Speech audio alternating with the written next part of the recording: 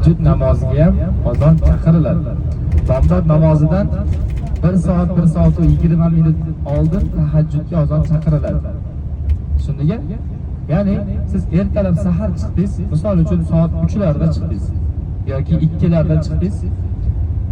Bordingiz masjidda Allohning zikrini qilib, salovat aytib o'tiribsiz, birdan azon chaqirib yubordi. Azon saharda edi, xuftondan keyin azon chaqirdi.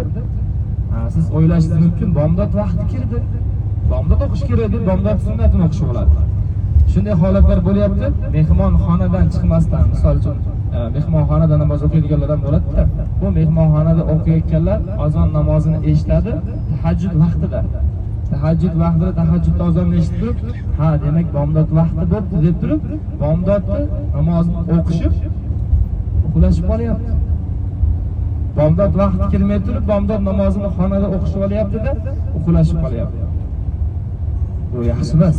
Ya'ni bilib olsak, birinchi azonda demak shu tahajjud namozi azon chaqiryapti deb xotirjam tahajjudni o'qib, Qur'on o'qiydiganlar, Qur'on o'qishni, tajvidli Qur'on o'qishni bilganlar shu namozlarni, nafl namozlarni o'qib bo'lgandan keyin bomdod vaqtigacha Qur'on o'qib, Masjid-i Nabaviyda yoki Allohning zikrini qilib, salovat aytib, chiroyli holatda o'tirsak, soat 5:20 larda azon chaqiradi. 5:20, 5:17, 18larda bomdod namozi uchun chaqiradi. Azonni eshitib bilan o'rnimizdan turib sunnat namozini o'qib olamiz. Takbirdan keyin imomga ergashib farzini o'qiymiz. Ayollar O'zbekistonda jamoat bo'lib o'qimaganmiz, to'g'rimi? Erkaklar jamoatga ergashib imomga iqtido qilishni bilamiz. Misol uchun bomdod namozini farziga imomga ergashmoqchisiz, men sizlarga rosa sodda o'zbekcha niyat qilsanglar bo'laveradi. O'zbekcha niyat qiladiganlar ham bor. Niyat qildim 4 rakatlik bomdod namozini yoki 2 rakatlik bomdod namozini farzini o'qishni niyat qildim desa, mana misol bomdodda aytib beraman sizlarga.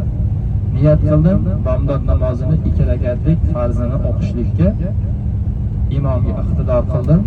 Xolis Alloh taolo Allohu akbar desiz bo'ladi. Xolis Alloh uchun bomdod namozini 2 rakat farzini o'qishga niyat qildim. Imom iqtido qildim degan aynan mana shu joyi bo'lishi kerak.